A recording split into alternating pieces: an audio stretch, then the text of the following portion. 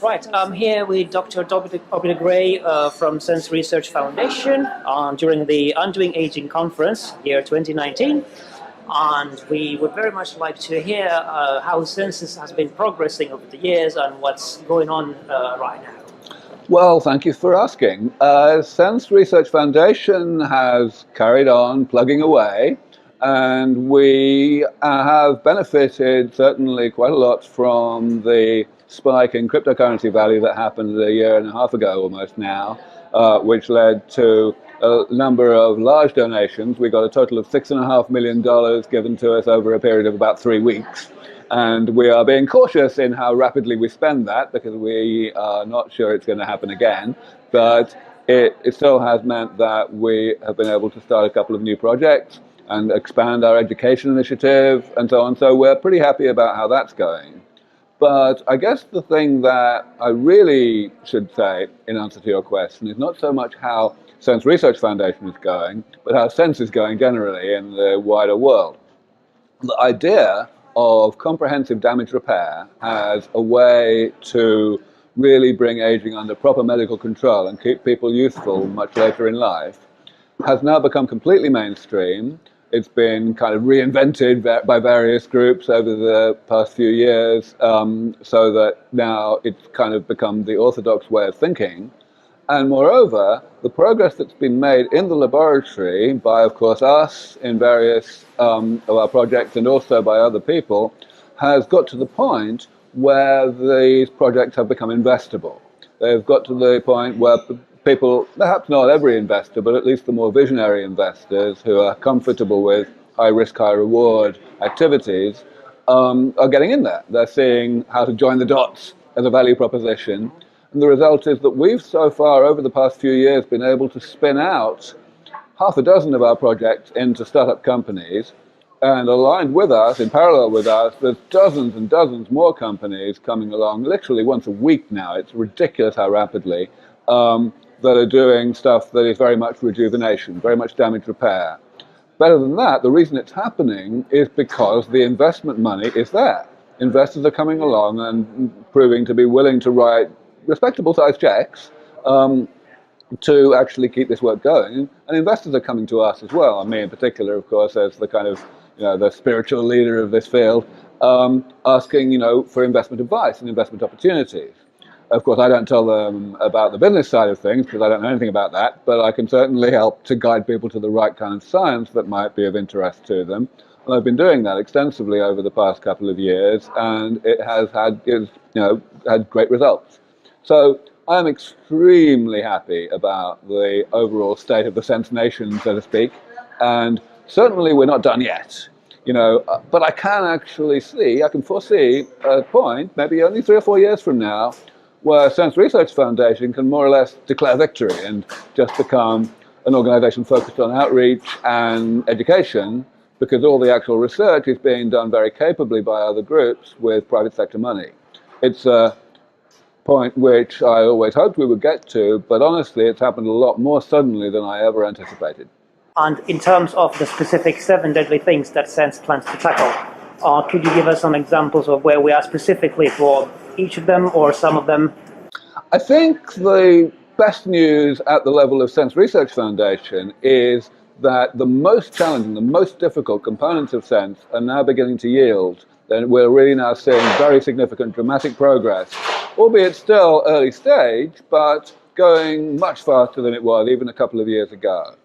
And the ones that are slightly less hard, like, for example, the removal of molecular waste products inside cells, those things have gone far enough that they have become spin-out companies. So we've got 2 companies created that way. We've got a company that's looking at the extracellular stiffening problem, at restoring elasticity.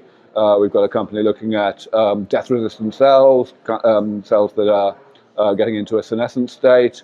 So this is all going amazingly well. And that's in addition to the continuing progress that's happening on the easiest things that we never really used to work on ever because they were already being worked on quite capably by other people. So I'm thinking especially of cell loss with stem cell therapy. Everything's going well. But the most difficult things, in which I would include especially mitochondrial mutations, we're now undisputedly the world leaders in these areas. These are lines of research that everyone had totally given up on to the point of being really certain that they were completely impossible and would never make progress. And we just had the persistence to get to do enough to get there. It really is a great example of how the short-termism that is imposed upon scientists by the system of science funding that exists worldwide has had enormously damaging effects in stopping people from working on the most valuable work and forcing them to work on low-hanging fruit that doesn't scale. Right. As a final question, how do you like the conference? How is it going? And so we've only done 3 sessions so far, but everything's gone perfectly. Definitely nothing's gone wrong. We've had only 2 people that, through health reasons, couldn't turn up. So that's part of the course for a conference like this. By the time you get this far in, the conference is actually underway. It runs itself. Anything that actually does go wrong, we find a way to cope pretty easily. So I'm not too worried. And of course, the main thing that I've got to say about this particular conference that blows my mind is the sheer number of people that are here. We have run conferences, starting with my own conferences back in 2003.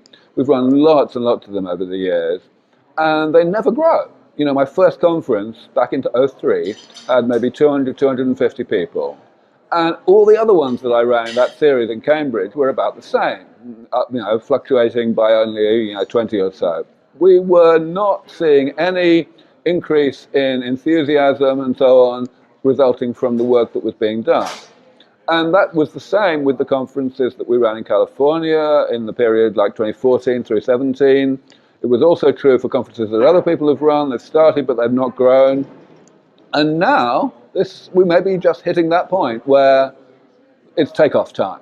Because last year, this was the first time that the Berlin conference happened. First one in Europe for 5 years, since my last conference in 2013 in Cambridge. And it was big. It was 300 people. That's on the high side. And I thought, well, that's great, but it's probably just, because there hasn't been one in Europe for 5 years. I was thinking this year they'll do really well to keep it at 300 people. And we sold out, which is 500 people. We literally were not allowed to bring any more people in because of the size of the venue and the fire regulations and so on. And of course, the people here, the local organizers from Forever Healthy, have played an enormous part in making that happen, no question. They have worked really hard and they're fantastically capable people. But at the end of the day, I don't think that's enough. I think you're only going to get this when the beginning is really happening, the beginning of the end, so to speak, or at least the end of the beginning, as Churchill put it, right? So yeah, I'm pretty happy. so I guess we can expect definitely another conference like this next year. We're going to actually have a bigger venue next year because we expect that it's going to be bigger. And to be honest, it's going to be maybe 20 or 30% bigger than this year, the venue, and that may very well not be enough. It's going to be pretty interesting. Well, let's hope that we get to that kind of numbers. It's the problem we'd like to have, yeah. Yes, I understand perfectly well. Well, thank you very much for your time.